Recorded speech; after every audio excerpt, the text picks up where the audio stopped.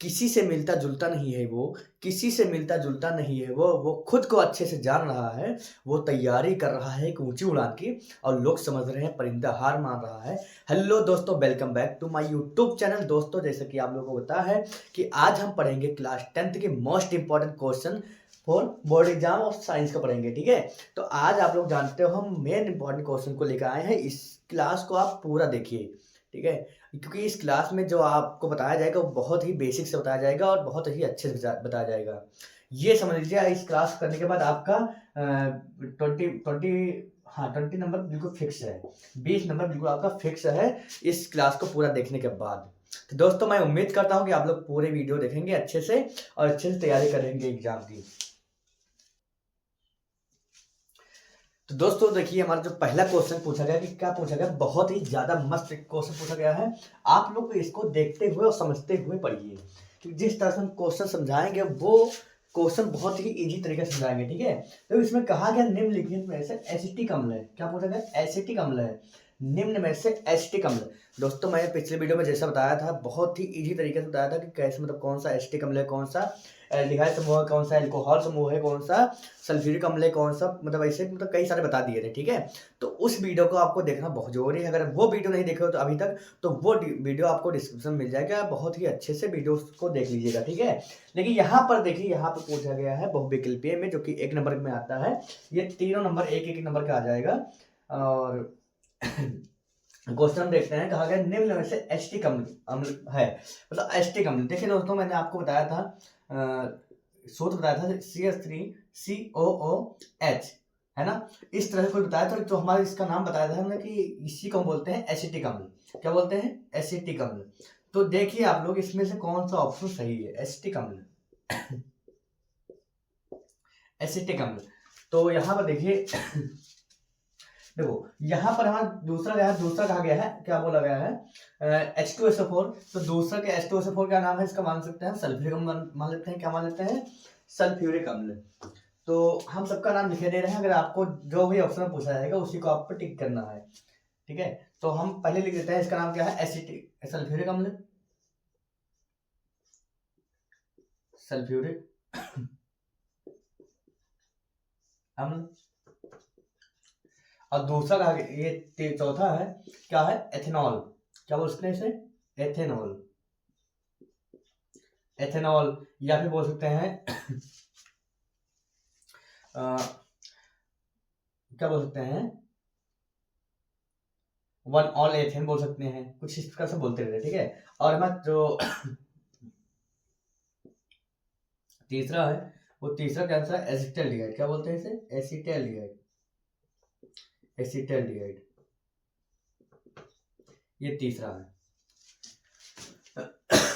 और हम पहले की बात करें तो है बबुआ, पहला है हमारा क्या बा?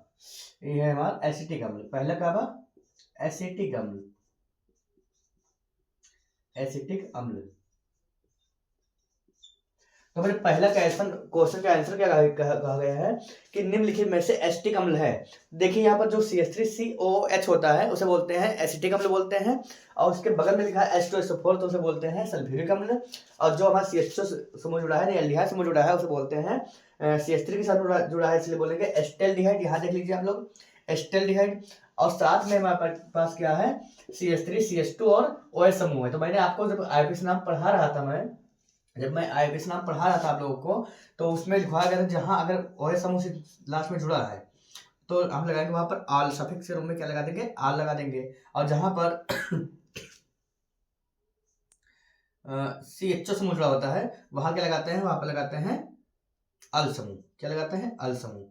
तो देखो यहाँ पर 2 कार्बन है, 2 कार्बन यानी कि एथ हो जाएगा। क्या बोलेंगे? एथ बोल देंगे। ठीक है, और साथ में क्या है? ऑल समूह जुड़ा है ना, तो हो जाएगा एथेनॉल, हो जाएगा एथेनॉल।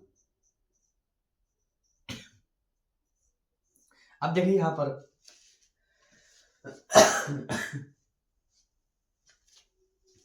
यहाँ पर कहा गया है CH3 और CHO, यानी इसे बोलते हैं एसिटल्डिहाइड बोल देते हैं। क्या बोलते हैं? एसिटल्डिहाइड।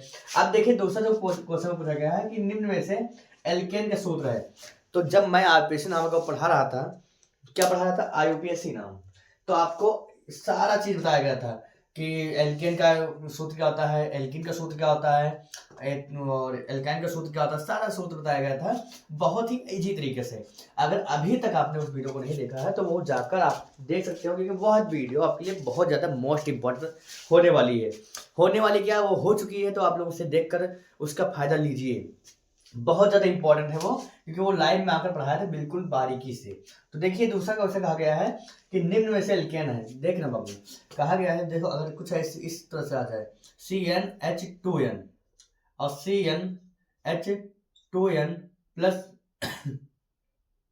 2, है ना, और एक आ जाए CnH2n और माइनस का 2 आ जाए, तो इससे हम बोलते हैं क्या, इससे हम बोलते हैं एल्कीन बोलते हैं। क्या बोलते हैं, इससे हम बोलते हैं एल्कीन।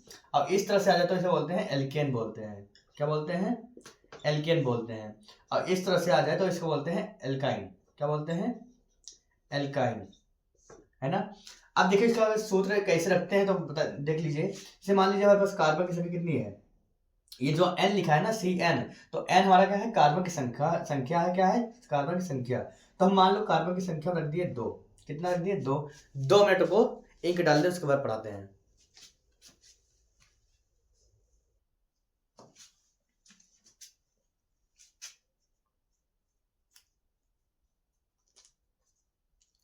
हाँ तो चलिए देखते हैं क्या पूछा गया है। हाँ अगर यहाँ पर कह दिया जाए कार्बन की संख्या कितनी है, 2 है, कितनी है, 2 है, यानी n बराबर क्या हम मान लेते हैं, 1 मिनट, हम मान लेते हैं कि n इज इक्वल टू 2 मान लेते हैं, ठीक। यानी कार्बन के n के बराबर क्या है, 2 है, तो हम मान लेते हैं अगर C की जगह पे जो n लिखा है ना, ये वाला n, तो n की जगह पे क्या लिख दें, 2 लिख दें, तो इसका वैल्यू क्या हो जाएगा, h 2 गुणे में n की वैल्यू कितना रखे हैं, 2 रखे हैं, तो हमारा हो जाएगा क्या, CN नहीं C2H4 हो जाएगा, ठीक। अब आगे इसकी मान रख देता हूँ, यहाँ पर n की जगह 2 रख दें, तो क्या हो जाएगा C2H2 गुणे में 2 और प्लस में क्या है, 2 है ना, 2 है, तो इसका मान क्या, सूत्र क्या हो जाएगा, CN नहीं C2H6 हो जाएगा। और अगर इस n का वैल्यू 2 है तो इसको यहाँ रख दें एल्काइन पे, तो क्या बनेगा, CnH2n, सॉरी एक मिनट, n की जगह 2 रखना है, तो भूल ही जाते हैं बार बार, C2H 2 गुणे में 2 और माइनस में 2, देखिए तो हमारा हो जाएगा CN नहीं C2 और H 2 दूनी 4 में से 2 घटाओ कितना बचेगा, 2 बचेगा।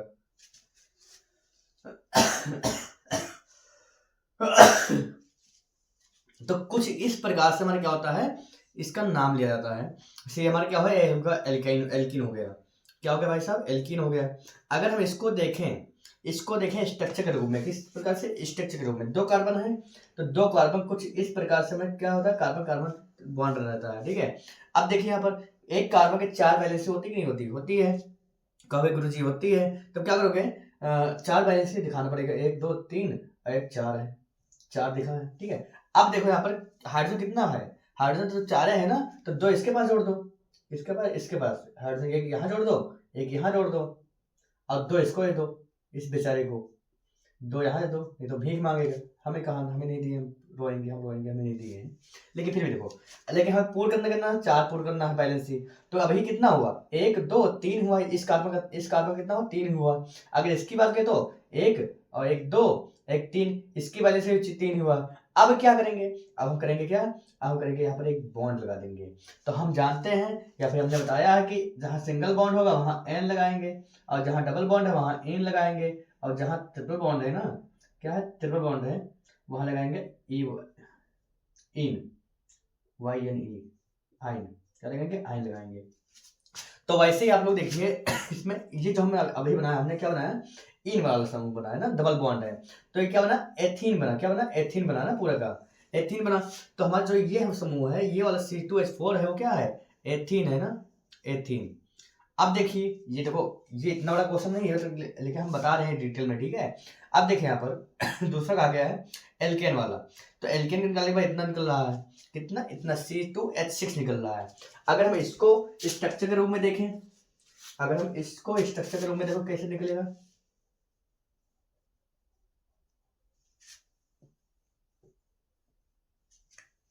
देखो अगर हम इससे स्ट्रक्चर के रूप में देखें तो कितने कार्बन है, 2 कार्बन है, 1 2, दोनों कार्बन क्या है अपने आपस में जुड़े हैं बॉन्ड के थ्रू। अब कहा गया 6 हाइड्रोजन है, इसके बाद में कितने इलेक्ट्रॉन होते हैं, 6 होते हैं, सॉरी 4 होता है, ठीक 4 हो गए। अब कितने 6 इलेक्ट्रॉन जोड़ना, सॉरी 6 हाइड्रोजन जोड़ना है, 1 hydrogen, 2 hydrogen, 3 hydrogen, 4 hydrogen, 5 hydrogen, 6 hydrogen जुड़ गया। अब इसका क्या हुआ, सब में क्या है, सब में देखो एक एक बॉन्ड है कि नहीं है, सब में एक एक बॉन्ड है, इसलिए क्या लगेगा, देखो यहाँ पर 2 कार्बन इसलिए एथ आता है, एथ आएगा। और क्या सब में सिंगल बॉन्ड है इसलिए एन लग जाएगा, तो क्या हो जाएगा, एथेन हो जाएगा। क्या इतनी पसंद में आई। अगर यही कहा जाए इस पर बात आ जाए तीसरे वाले पे जो क्या है एल्काइन वाला समूह है, तो यहाँ पर क्या है 2 कार्बन और 2 हाइड्रोजन है, तो यहाँ से 2 हाइड्रोजन यानी कि एक एक हाइड्रोजन दोनों को दे दो, एक एक दोनों हाइड्रोजन दे दोगे ना, तो इसको वास्तविक कोश में चारों इलेक्ट्रॉन पूर्ण करने के लिए क्या करेंगे, यहाँ पर 2 बॉन्ड और लगा देंगे, तो यहाँ कितने बॉन्ड हो जाएंगे, 3 बॉन्ड हो जाएंगे। और तीनों बॉन्ड के लिए जहाँ पर ट्रिपल बॉन्ड आ जाए वहां पर लगाते हैं YNE यानी आइन, तो दोनों कार्बन बोलते हैं एथ बोलते हैं ना, एथ बोलते हैं। अब प्लस में आइन जोड़ दो तो क्या हो जाएगा, एथाइन हो जाएगा। तो कुछ इस प्रकार से मैं क्या सूत्रों का रखा जाता है। अगर इसमें सूत्र पूछा गया कि इसमें से कौन सा सूत्र क्या है, एल्केन का है, तो हम क्या बताएंगे, एल्केन सूत्र क्या है, हमने अभी बताया जहां पर CnH2n+2 होगा, CnH2n+2 होगा, उसी को हम बोलते हैं क्या, एल्केन का सूत्र। तो दोस्तों यहाँ पर देखिए जो CnH2n है वो हमारा तीसरा ऑप्शन सही है, CnH2n+2 वाला ऑप्शन क्या है, इज राइट आंसर। ओके, अब देखते हैं नेक्स्ट क्वेश्चन में पूछा गया है, इसे मिटा दे पहले,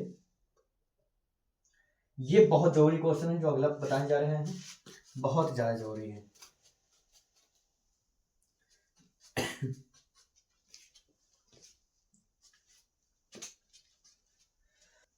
हाँ देखिए इसमें कहा गया डॉट डॉट डॉट लिख मतलब बना है, ठीक है, उसके बाद कहा गया है इसे उत्कृष्ट गैस कहते हैं या फिर इसे उत्कृष्ट गैस के नाम से जानते हैं।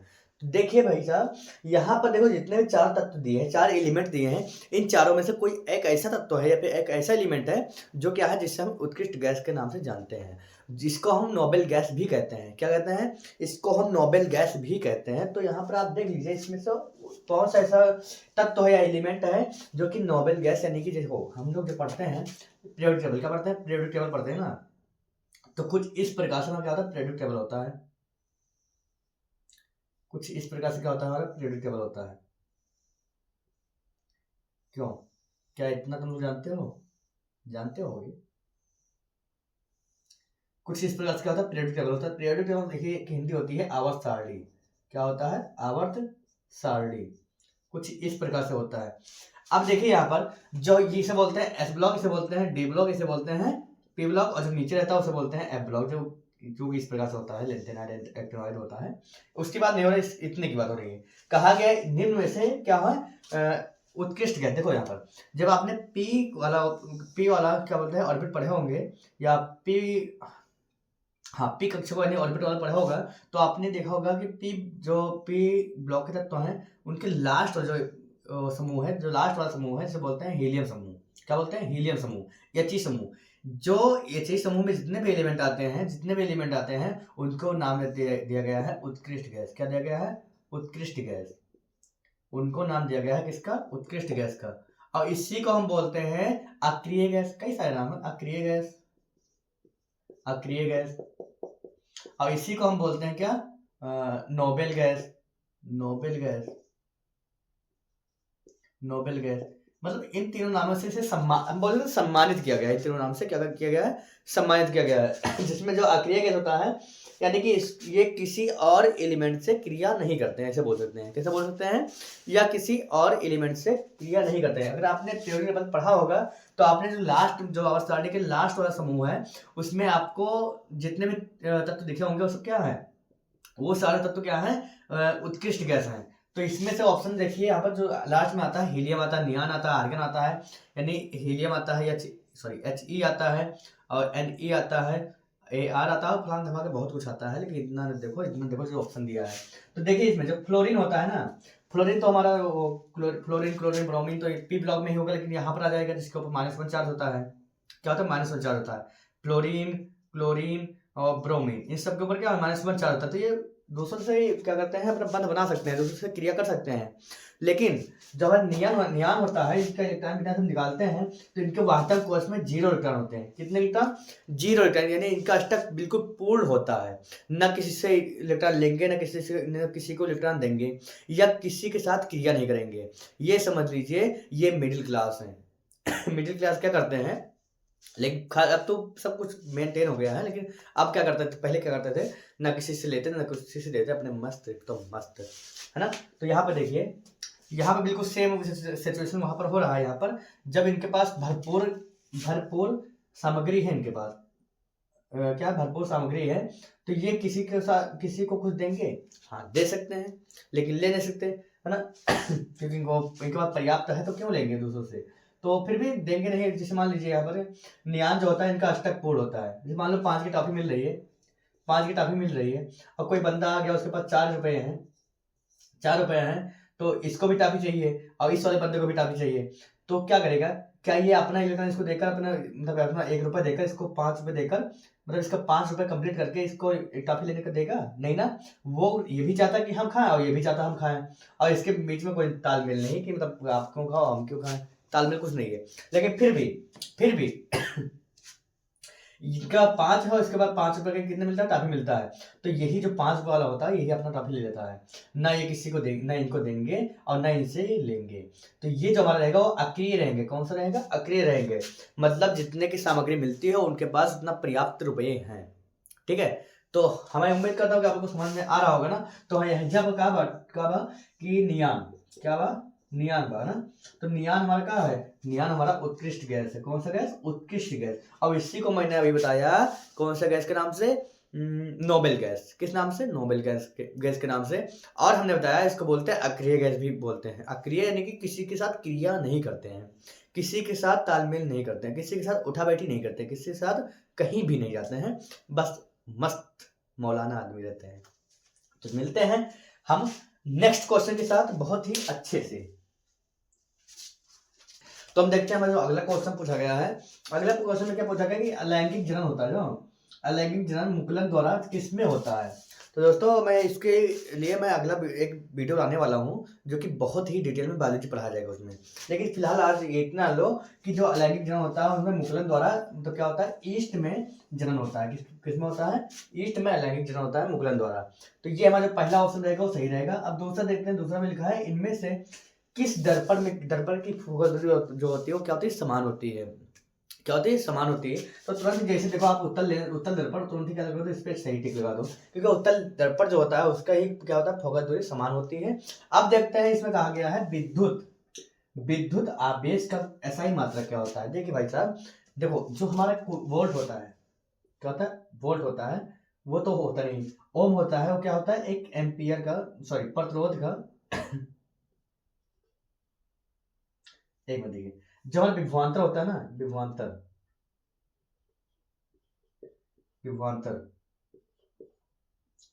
और एक होता है क्या, प्रतिरोध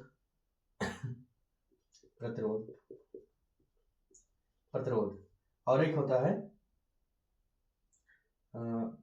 आवेश, और एक बोल सकते हैं धारा।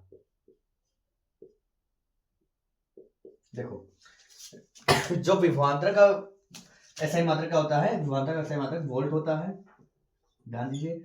अब प्रतिरोध का होता है ओम, प्रतिरोध क्या होता है? ओम होता है। अब इसको लिखते हैं V से, VOLT लिख देते हैं, है ना। और ओम का कुछ सिंबल इस तरह से बनता है, ठीक है। अब आवेश का मात्रक होता है कूलाम, क्या होता है? कूलाम होता है। और वो कोई भी आवेश हो इसको लिखते हैं Q से लिखते हैं ना। अब धारा का मात्रक क्या होता है? धारा का मात्रक होता है एम्पियर, क्या होता है? एम्पियर। इसको लिखते हैं हम A से लिखते हैं। तो देखिए इसमें क्या पूछा गया है, इसमें पूछा गया है कि जो हमारा विद्युत आवेश है, क्या पूछा गया? आवेश है ना, आवेश। तो हमने बताया आवेश का मात्रक कूलाम होता है, क्या होता है? कूलाम होता है। तो यहीं पर क्या हो गया, जो तीसरा ऑप्शन रहेगा वो क्या रहेगा, करेक्ट रहेगा, सही रहेगा। क्योंकि मैंने बताया विभवांतर का मात्रक क्या होता है, वोल्ट होता है। और प्रतिरोध का मात्रक क्या होता है, प्रतिरोध का मात्रक ओम होता है। और आवेश का मात्रक क्या होता है, कूलाम होता है। धारा का मात्रक क्या होता है, धारा का मात्रक एम्पियर होता है। तो मैंने चारों बता दिया है, चारों अगर किसी में से एक बोलेगा तो आप उसमें आसानी से टिक लगा सकते हो ना। तो अब देखते हैं थोड़ा बड़े क्वेश्चंस को। यहाँ तक तो हमारा क्या था, बहुविकल्पीय था, तो आप लोग इसे स्क्रीनशॉट ले सकते हो। तो इसमें कहा गया है कि साबुन क्या है, इसका एक अगर करना है एक उपयोग लिखना है बस।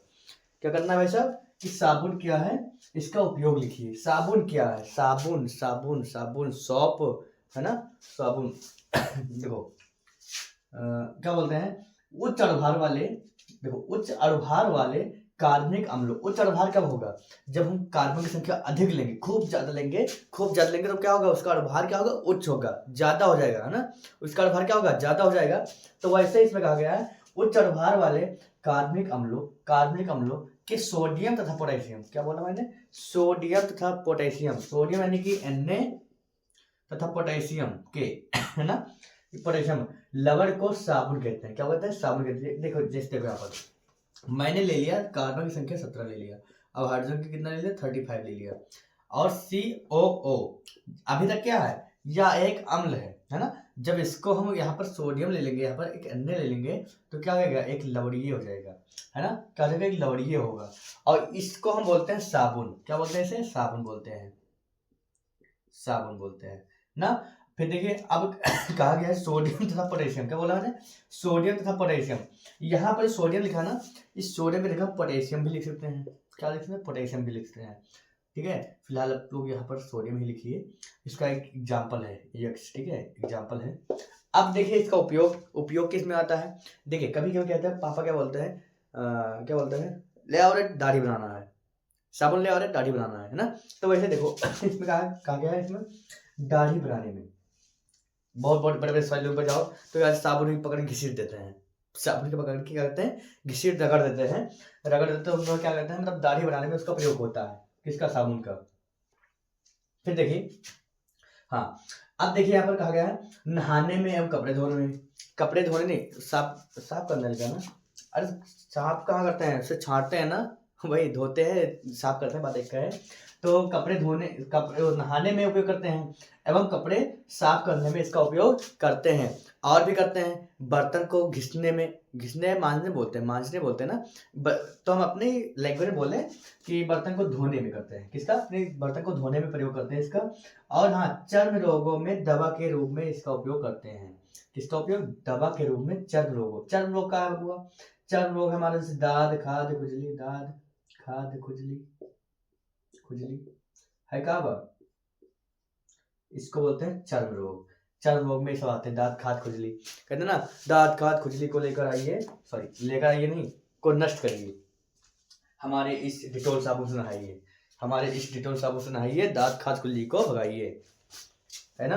तो ये सब क्या है ये सब को चर्म रोगों में इसका मतलब चर्म रोगों को भगाने, फिर दूर करने के लिए हम इस साबुन का प्रयोग करते हैं। साबुन का प्रयोग मतलब साबुन से नहाते हैं, तो वही क्या होता है, चर्म रोगों में दवा के रूप में काम आता है साबुन का प्रयोग। अब हम देखते हैं अगला सवाल, अभी क्वेश्चन बोलते हैं।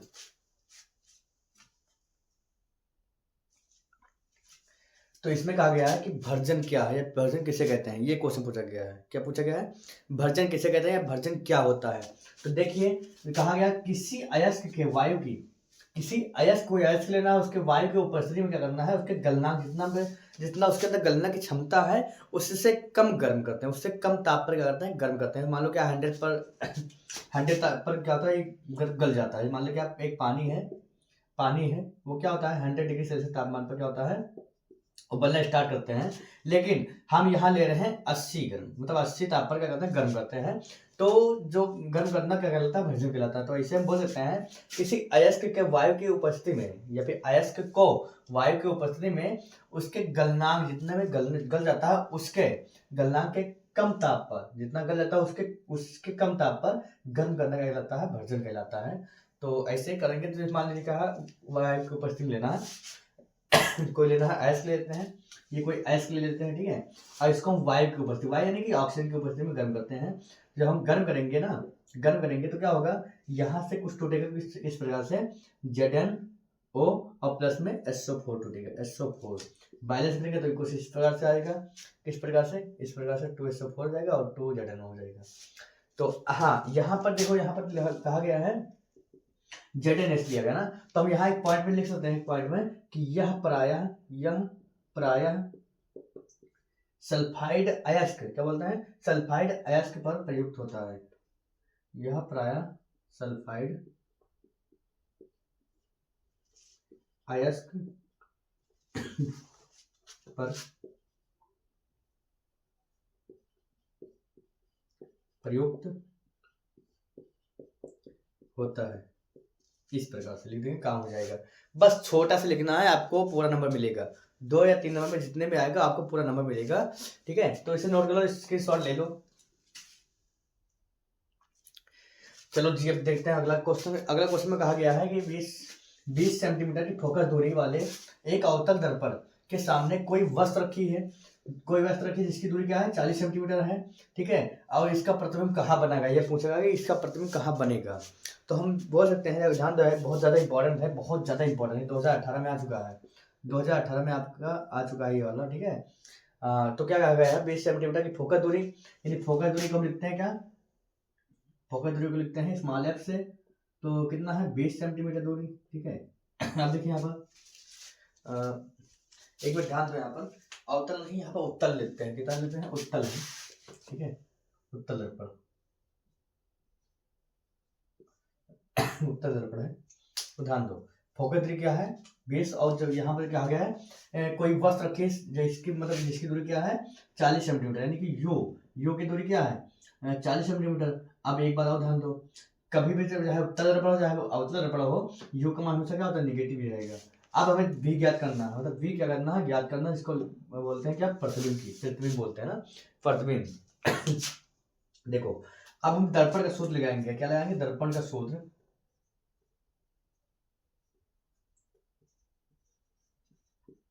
दर्पण का सूत्र से देखो, दर्पण का सूत्र से, दर्पण का सूत्र क्या होता है, 1/f बराबर 1/v और प्लस में 1/u होता है। ये दर्पण का सूत्र होता है।